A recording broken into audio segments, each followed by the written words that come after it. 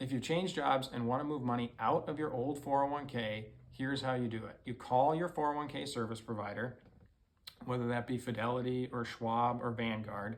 Wait on hold, of course. Get the customer service rep on the phone, have them verify your identity, and then say these words: I want to initiate a direct rollover to another institution. That starts the process. Then they're going to ask you some more questions about where those funds are going. You'll have to have set up an IRA, personal IRA, traditional IRA for pre-tax dollars, a Roth IRA for post-tax dollars at a new institution, wherever you want to move the money to. So they'll ask you where that money is going, and then they'll give you these legalese language about the potential tax consequences of this action that you're taking. There are no tax consequences in the sense that you are not going to pay taxes on this money. It's a direct rollover. It's just moving the money from your old 401k provider to a new custodian, to a personal IRA. Make sure that you ask them, are there any post-tax dollars in this account? That and how much. That then tells you whether you have some Roth money in there that needs to go into a Roth account and the amount that needs to go into the traditional account. That then ensures that the customer service rep is also going to cut you 2 different checks, one for the traditional funds and one for the Roth funds. Those will then go into the appropriate place, traditional IRA versus Roth IRA.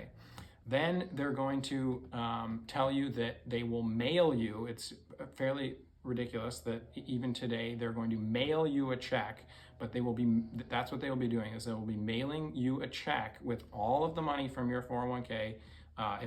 If you have Roth and traditional, you'll have 2 checks. They'll mail it to your house. They used to, if this changed a few months ago, most service providers, when I was working with clients, would actually mail it directly to your the new institution where you wanted to have the money deposited and rolled over to. They no longer are doing that for whatever reason. It's probably a liability thing. Instead they're mailing it to you. So now you wait 5 more business days, you get those checks, and then you put them in envelopes. You verify the address at your new institution where you have your IRAs, where they want you to send rollovers. Don't just Google Schwab address and mail it to that address. Call, if you're rolling it over into Schwab, call Schwab and say, where do I mail this rollover check? So it goes to the specific correct department, and then wait another 5 business days after you mail it, and now your rollover's done. I can't give individual advice on whether you should roll over money from your old 401k into a traditional IRA or a Roth IRA, because everybody's financial situation is different. But in general, it is true that it makes sense most of the time to roll over money from your old 401k to a traditional IRA or a personal or a Roth IRA. The reasoning for that is that you just have a lot more options in a traditional IRA and a Roth IRA than you do in your old 401k. Typically, an employer is going to have maybe as many as 15 different funds, but as few as possibly 4 funds in a 401k. They're usually higher cost. You're not going to have access to really low cost ETFs. They're almost always mutual funds.